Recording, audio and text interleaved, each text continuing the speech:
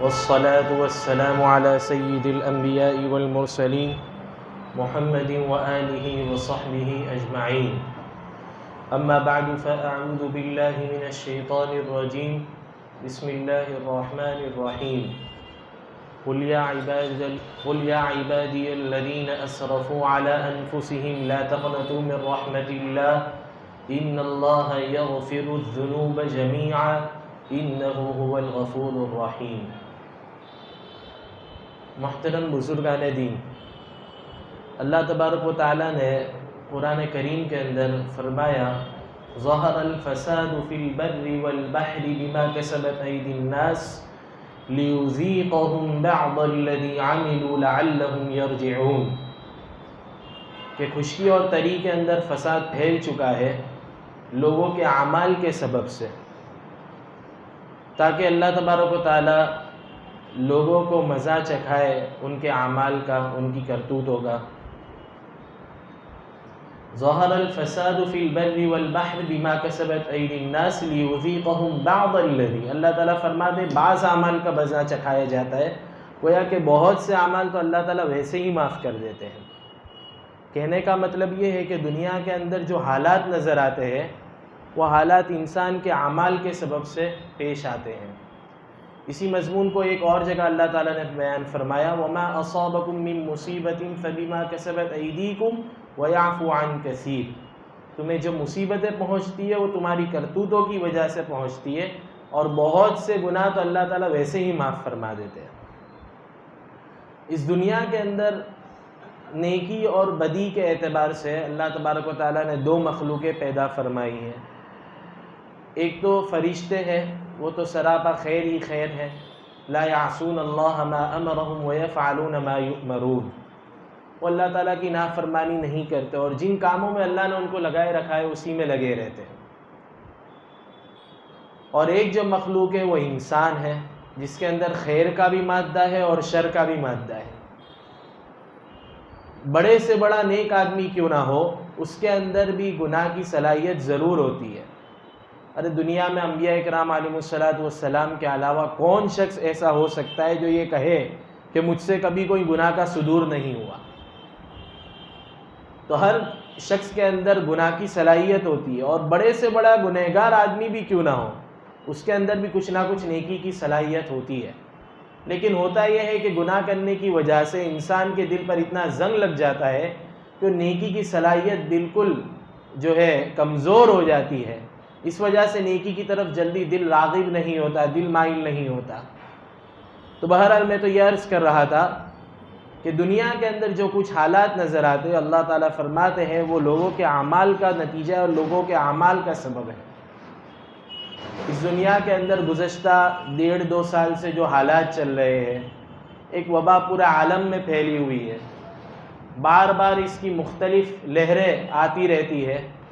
اس طرح کے چھوٹے موٹے جھٹکے اللہ تعالیٰ بندوں کو دیتے ہیں تاکہ بندے اللہ تعالیٰ کی طرف رجوع کریں. اور اس ایسے حالات میں جب اللہ تعالیٰ کی طرف بندہ رجوع کرتا ہے، توبہ تائب ہوتا ہے اور صبر کرتا ہے، تو اللہ تعالیٰ اس کے درجات کو بلند فرماتے ہیں. چنانچہ ارشاد باری تعالیٰ ہے وَلَنَبْلُوَنَّكُمْ بِشَيْءٍ مِّنَ الْخَوْفِ وَالْجُوعِ وَنَقْصٍ مِّنَ الْأَمْوَالِ وَالْأَنفُسِ وَالثَّمَرَاتِ وَبَشِّرِ الصَّابِرِينَ الَّذِينَ إِذَا أَصَابَتْهُمْ مُصِيبَةٌ قَالُوا إِنَّا لِلَّهِ وَإِنَّا إِلَيْهِ رَاجِعُونَ. وَلَنَبْلُوَنَّكُمْ، سخت تاکید کے ساتھ اللہ تعالیٰ نے فرمایا ہم ضرور بھی ضرور تم کو آزمائیں گے. کس طرح آزمائیں گے؟ بِشَيْءٍ مِّنَ الْخَوْفِ، خوف کے ذریعے آزمائیں گے. اب اس بیماری کے عالم میں ہم نے دیکھا کہ جب یہ بیماری کی لہریں آتی ہے تو آدمی کے اندر ایسا خوف طاری ہو جاتا ہے، دوسروں سے تو انسان ڈرنے لگتا ہے، خود اپنی ذات سے بھی خوف کرنے لگتا ہے، اپنے ہاتھوں سے بھی گھبراتا ہے کہ کہیں میرے ہاتھ کے اندر یہ بیماری کے جراثیم نہ لگے ہوئے ہو اور میرے اندر منتقل نہ ہو جائے. اور کتنے لوگوں کے متعلق تو سنا گیا کہ انہیں بیماری بہت زیادہ نہیں تھی لیکن خوف ایسا طاری تھا جس کی وجہ سے ان کا انتقال ہو گیا. اور ہر چیز میں ہمارے لیے نمونہ نبی کریم صلی اللہ علیہ وسلم کی حیات طیبہ اور صحابہ اکرام کی حیات طیبہ ہے. اشد الناس بلاء الانبیاء ثم الامثل فالامثل، سخت ترین جو آزمائش آتی ہے وہ انبیاء کرام علیہ الصلوۃ والسلام پر آتی ہے، پھر ان سے جو جتنا قریب ہوتا ہے اس کو اتنا آزمایا جاتا ہے۔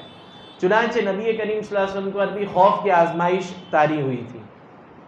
ہجرت کی رات میں نبی کریم صلی اللہ علیہ وسلم اپنے گھر میں تشریف فرما ہے، باہر 100 تقریباً کفار سردار کا مجمع جمع ہے، اور وہ نبی کریم صلی اللہ علیہ وسلم کا کام تمام کرنے کی نیت سے باہر کھڑے ہوئے ہیں۔ حضرت علی رضی اللہ تعالیٰ عنہ بھی گھر میں موجود ہے، لیکن ایسے موقع پر بھی نبی کریم صلی اللہ علیہ وسلم نے صبر کیا تو اللہ تبارک و تعالیٰ نے آپ کو ان کی آنکھوں کے سامنے وہاں گھر سے عافیت کے ساتھ نکال دیا اور انہیں پتہ بھی نہیں چلا۔ اس سے ہمیں یہ سبق ملتا ہے کہ سخت سے سخت حالات بھی کیوں نہ ہو، ایسی حالت میں بھی اللہ تبارک و تعالیٰ کی ذات پر بھروسہ کیا جائے، صبر کیا جائے۔ تو بہرحال اللہ تعالیٰ نے فرمایا وَلَنَبْلُوَنَّكُمْ بِشَيْءٍ مِّنَ الْخَوْفِ، ہم خوف کے ذریعے تمہیں آزمائیں گے، وَالْجُوعِ، اور بھوک کے ذریعے آزمایا جائے گا۔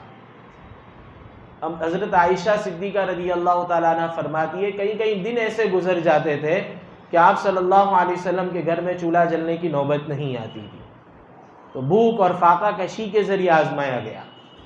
خندق کے موقع پر صحابہ کرام رضوان اللہ علیہم اجمعین اور ان کے ساتھ نبی کریم صلی اللہ علیہ وسلم بھی شریک تھے، 3.5 میل کی خندق کھودی، تقریباً 6.25 کلومیٹر، اور جس وقت یہ خندق کھودی جا رہی تھی تو یہ وہ موقع تھا جب کہ صحابہ کرام رضوان اللہ علیہم اجمعین کے پاس اپنی غربت کی وجہ سے اور مال و دولت کی کمی کی وجہ سے کھانے پینے کا سامان تک نہیں تھا، سب فاقے سے تھے، اور ٹھنڈی کا موسم تھا، ٹھنڈی سے بچنے کے لیے جو کپڑے ہونے چاہیے تھے وہ کپڑے بھی میسر نہیں تھے۔ اور نبی کریم صلی اللہ علیہ وسلم فرما رہے تھے اللہم لا عیش الا عیش الآخرہ فاغفر الانصار والمہاجرہ۔ فاقہ کشی کے ذریعے بھی آپ کو اور صحابہ اکرام کو آزمایا گیا۔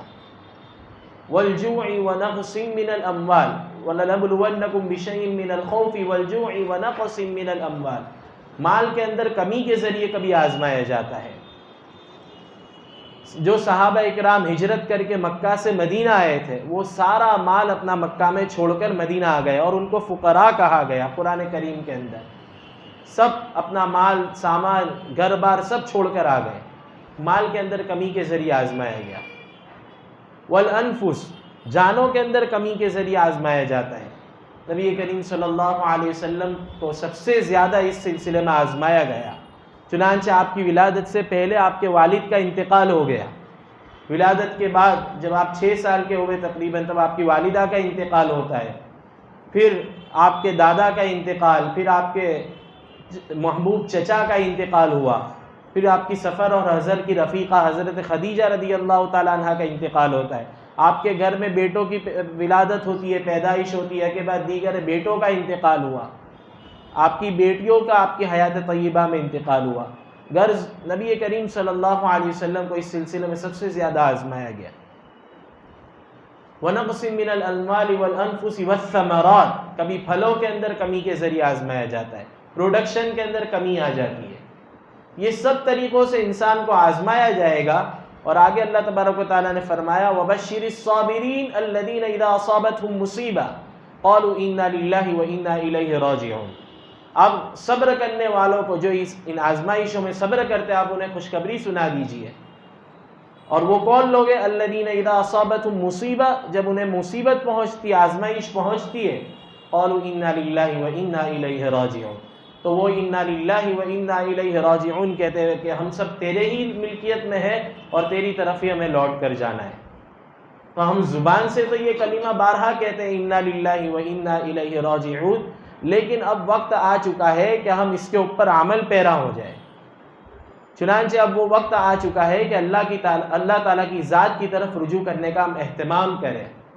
لیکن افسوس صد افسوس، سخت سے سخت ترین حالات دنیا میں آ گئے، پوری دنیا کا نقشہ بدل چکا، لوگوں کے کاروبار ٹھپ پڑ گئے، طرح طرح کی مصیبتیں دنیا کے اندر آئی، حرمین کے دروازے عرصے دراز تک ہمارے لیے بند کر دیے گئے۔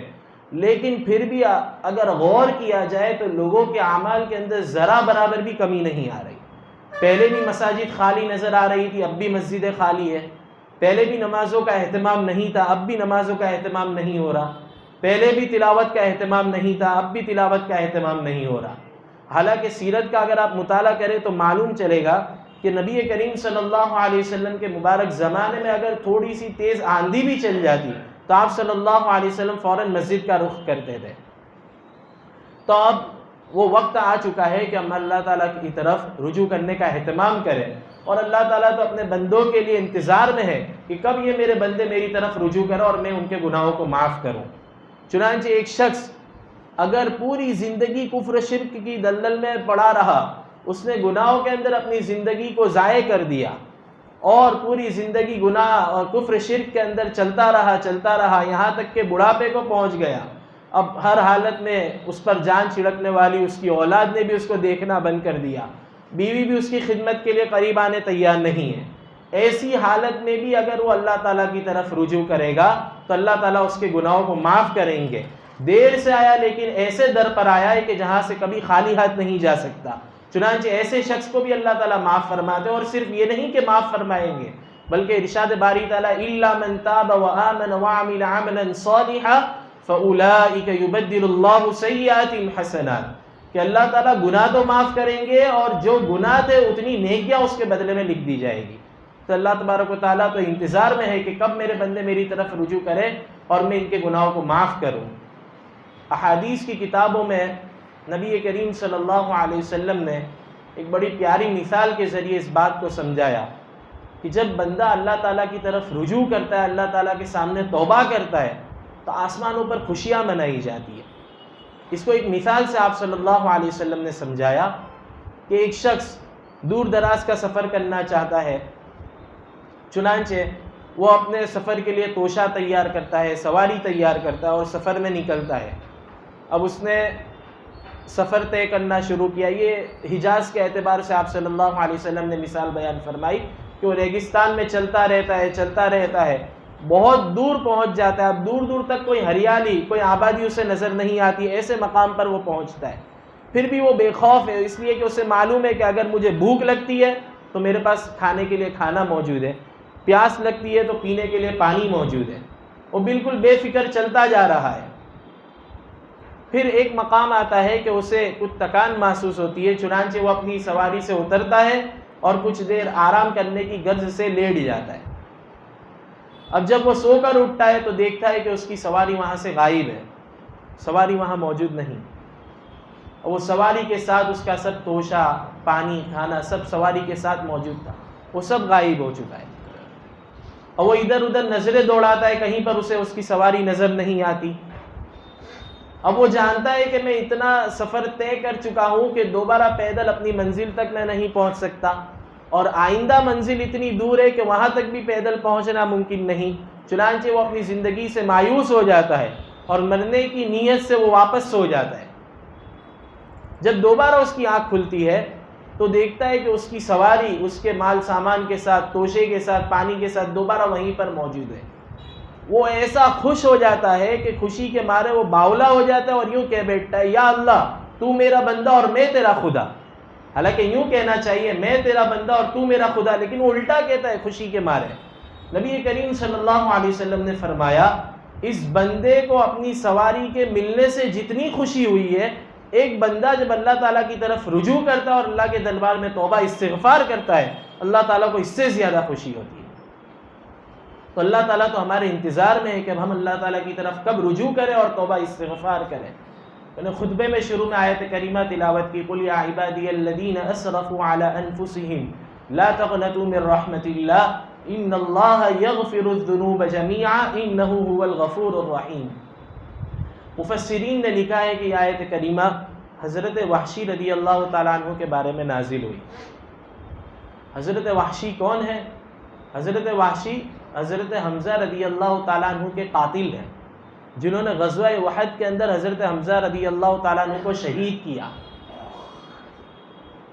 نبی کریم صلی اللہ علیہ وسلم کو بڑا درد اور رنج پہنچا، چنانچہ آپ صلی اللہ علیہ وسلم نے اس وقت قسم کھا لی تھی کہ میرے چچا کے ساتھ جو معاملہ کیا گیا کہ ان کی ناش کے ٹکڑے کیے گئے، ان کا کلیجہ چبایا گیا، ایسا ہی معاملہ میں 70 کافروں کے ساتھ کروں گا۔ لیکن جب آپ نے یہ قسم کھائی تو یہ آیت کریمہ نازل ہوئی، وَإِنْ عَاقَبْتُمْ فَعَاقِبُوا بِمِثْلِ مَا عُوقِبْتُمْ بِهِ، اگر وہ تمہیں سزا دے تو تم انہیں اتنی ہی سزا دے سکتے ہو اور اتنا ہی بدلہ دے سکتے ہو جتنا انہوں نے تمہیں سزا دی ہے. گویا کہ ایک کے مقابل 70 کو قتل نہیں کیا جا سکتا. پھر آگے فرمایا وَلَئِن صَبَرْتُمْ لَهُوَ خَيْرٌ لِلصَّابِرِينَ. اس کے علاوہ یہ کہ اگر تم صبر کر لو تو یہ صبر کرنے والوں کے لیے بہتر ہے. جب یہ آیت کریمہ نازل ہوئی، ابھی کچھ دیر پہلے نبی کریم صلی اللہ علیہ وسلم نے قسم کھائی تھی، لیکن جب یہ آیت کریمہ نازل ہوئی تو آپ صلی اللہ علیہ وسلم نے فرمایا میں صبر کرتا ہوں اور میں معاف کرتا ہوں، میں ایک کو بھی قتل نہیں کروں گا. بہرحال کچھ دن گزرے، نبی کریم صلی اللہ علیہ وسلم نے حضرت وحشی رضی اللہ تعالیٰ عنہ کے نام اسلام کا پیغام بھیجا. اب ہونا تو یہ چاہیے تھا کہ وہاں سے معافی کا اعلان آ رہا ہے تو فوری طور پر اسلام لے آتے، لیکن وہاں سے فرمائش پر فرمائشیں کی جا رہی ہے. اور اس واقعے سے ہمیں اندازہ ہوتا ہے کہ اللہ اور اس کا رسول کتنا بردبار ہے اور بندوں کی کتنے ناز و نخروں کو برداشت کرتے ہیں. چنانچہ حضرت وحشی رضی اللہ تعالیٰ عنہ نے وہاں سے یہ جواب بھجوایا کہ آپ تو اپنے صحابہ کرام سے کہتے ہیں کہ جو شخص زنا کرے، چوری کرے، قتل کرے، فلاں فلاں گناہ کرے تو اسے ایسا ایسا دگنا تگنا عذاب ہوگا اور اس کے لیے کبھی بھی مغفرت کا اس کے لیے ہمیشہ ہمیشہ کی جہنم ہوگی. تو میں نے تو یہ سب گناہ کیے ہیں اور قتل تو ایسی ذات کا کیا ہے جو آپ کے چچا تھے، تو میرے لیے کیسے مغفرت ہو سکتی ہے؟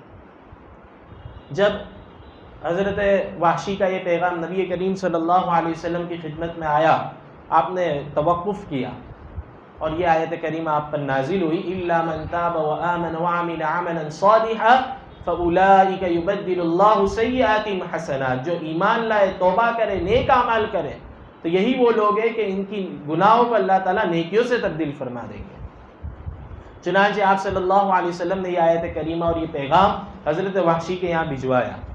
حضرت وحشی نے پڑھ کر کہا کہ اس میں تو بہت ساری شرطیں لگائی گئی ہے، ایمان لائے، توبہ کرے، نیک اعمال کرے، مجھ سے یہ سب چیزوں کی پابندیاں نہیں ہو سکے گی، چنانچہ میرے لیے تو بہت مشکل ہے. آپ صلی اللہ علیہ وسلم کے پاس حضرت وحشی کا یہ پیغام پہنچا، آپ نے توقف کیا. چنانچہ آیت کریمہ نازل ہوئی ان اللہ لا یغفر ان یشرک بہ ویغفر ما دون ذلک لمن یشاء. کہ بے شک اللہ تبارک و تعالی شرک اور کفر کو تو معاف نہیں کرتے، لیکن شرک اور کفر کے علاوہ جو گناہ اگر چاہیں گے تو اللہ تعالیٰ معاف فرما دیں گے. یہ آیت کریمہ آپ نے حضرت وحشی کے یہاں بھجوائی. حضرت وحشی نے جب یہ آیت کریمہ سنی تو کہا کہ اس میں تو کہا گیا لمن یشاء، جس کے لیے اللہ چاہیں گے اس کو معاف کریں گے، اور ہو سکتا ہے میرے لیے نہ چاہے اور مجھے معاف نہ کرے. نبی کریم صلی اللہ علیہ وسلم کے پاس یہ بات پہنچی، آپ نے توقف کیا. پھر یہ آیت کریمہ نازل ہوئی قل یا عبادی الذین اسرفوا علی انفسہم لا تقنطوا من رحمت اللہ. اے میرے بندو جنہوں نے اپنی جانوں پر ظلم کر رکھا ہے، گناہ کر کر کے اپنی جانوں پر ظلم کر رہے، لا تقنطوا من رحمت اللہ، اللہ کی رحمت سے مایوس نہ ہو. ان اللہ یغفر الذنوب جمیعا، اللہ تعالیٰ تمام گناہوں کو معاف فرما دیں گے.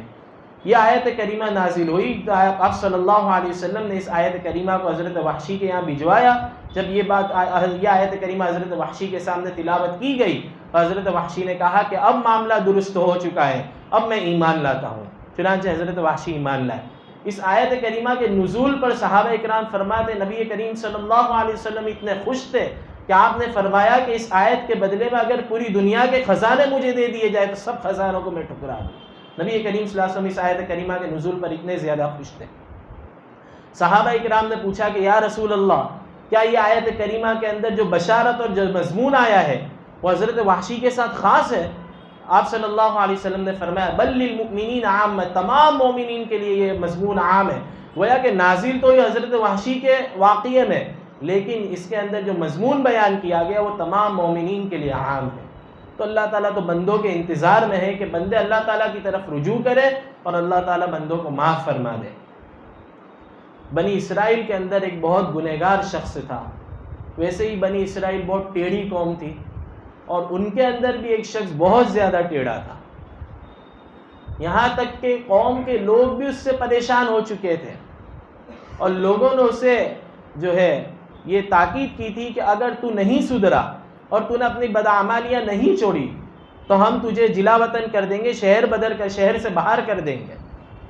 لیکن وہ نہیں سدھرا، تو بہرحال قوم نے آخر میں اس سے پریشان ہو کر اسے شہر سے باہر کچرے کی کنڈی میں جا کر پھینک دیا۔ اب وہ وہاں پر پڑا ہوا ہے، احادیث کے اندر آتا ہے رہا یمیناً و شمالا، دائیں بائیں دیکھ رہا ہے، کہیں سے کوئی مدد نظر نہیں آ رہی۔ آخر میں وہ لوگوں سے نا امید ہو جاتا ہے، جب سب سے نا امید ہو گیا تو پھر بعد میں اب اس کی توجہ اللہ کی ذات کی طرف گئی۔ چنانچہ وہ اللہ کی ذات کی طرف متوجہ ہوا اور وہ اللہ تعالیٰ سے کہنے لگا کہ یا اللہ میں تو بہت گنہگار شخص ہوں، یہاں تک کہ ان تمام بندوں نے مجھے یہاں باہر آ کر کچرے کی کنڈی میں پھینک دیا۔ یا اللہ تجھے تیری عزت کا واسطہ، تیری عظمت کا واسطہ، تیری جلالت شان کا واسطہ تو میری مغفرت فرما اور میرے گناہوں کو معاف فرما۔ بہرحال اس کا انتقال ہو گیا۔ حضرت موسیٰ علیہ السلام پر وحی نازل ہوئی کہ اے موسیٰ، شہر سے باہر وہاں فلانی جگہ پر ایک شخص کا جنازہ تیار ہے، تم وہاں جا کر اس کے جنازے کی نماز ادا کرو اور یہ عام اعلان کر دو کہ جو شخص اس جنازے کی نماز کے اندر شرکت کرے گا اس کی بھی مغفرت کر دی جائے گی۔ چنانچہ حضرت موسیٰ علیہ السلام نے عام اعلان کر دیا۔ ظاہر سی بات ہے، بہت سستا سودا ہے کہ جو جنازے کی نماز میں شرکت کرے گا اس کی مغفرت ہو جائے گی۔ چنانچہ ایک بڑی تعداد میں لوگ وہاں شہر سے باہر جنازہ ادا کرنے کے لیے نکل پڑے۔ جب لوگوں نے دیکھا کہ یہ تو وہی شخص ہے جسے ہم یہاں پر آ کر پھینک چکے تھے اور جس سے ہم پریشان ہو گئے تھے، تو لوگوں نے حضرت موسیٰ علیہ السلام سے کہا کہ آپ ہمارے ساتھ مذاق کر رہے ہیں، یہ تو اتنا گنہگار شخص تھا کہ ہم نے اس سے پریشان ہو کر اسے جلا وطن کر دیا تھا، شہر سے باہر پھینک دیا تھا۔ حضرت موسیٰ علیہ السلام نے اللہ سے پوچھا کہ یا اللہ کیا معاملہ ہے؟ اللہ تبارک و تعالیٰ کی طرف سے وحی نازل کی گئی کہ موسیٰ، یہ اگرچہ ایسا گنہگار بندہ تھا لیکن اس نے ایسے الفاظ سے مجھ سے توبہ کی، اس نے کہا کہ یا اللہ تجھے تیری عزت کا واسطہ، تیری عظمت کا واسطہ، تیری جلالت شان کا واسطہ، تو کیا میں اس کی مغفرت نہیں کرتا؟ یہ تو اس نے خود صرف اپنی مغفرت کے لیے مطالبہ کیا تھا، اگر یہ تمام امت کی مغفرت کا مطالبہ کرتا تو میں ہر شخص کی مغفرت فرما دیتا۔ چنانچہ بہرحال اللہ تبارک و تعالیٰ تو کہنے کا حاصل یہی ہے کہ ہمارے انتظار میں ہے کہ کب بندہ میری طرف رجوع کرے، میں اس کے گناہوں کو معاف کروں۔ چنانچہ موقع آ چکا ہے کہ اللہ تعالیٰ کی طرف رجوع کیا جائے۔ جب اللہ تعالیٰ کی طرف بندہ رجوع کرے گا، اللہ تعالیٰ اس کے گناہوں کو بھی معاف کریں گے اور اللہ تعالیٰ روزیوں میں برکت عطا فرمائیں گے، بیماریوں کو ختم کریں گے۔ اللہ تبارک و تعالیٰ کہنے سننے سے زیادہ ہمیں عمل کی توفیق عطا فرمائے۔ وآخر دعوانا الحمد للہ رب العالمین۔